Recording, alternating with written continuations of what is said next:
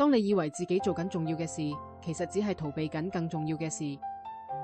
奇蹟課程話俾我哋知，小我最叻就係令你忙到冇停手，佢會製造一堆瑣碎嘢，霸佔晒你所有心思，等你冇時間面對內心真正嘅課題。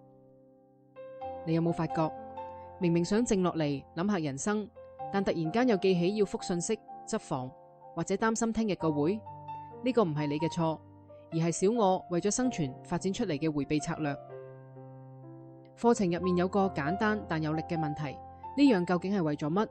當你要做某件事嘅時候，停低問下自己，我咁做係出於驚定係出於愛？係為咗逃避啲乜定係為咗走向啲乜？當你察覺到小我嘅牽制時，唔需要自責或者抗爭，你可以溫柔但係堅定咁改變最初嘅決定。停一停，深呼吸，再問下自己呢樣究竟係為咗乜，然後揀一個唔同嘅意圖。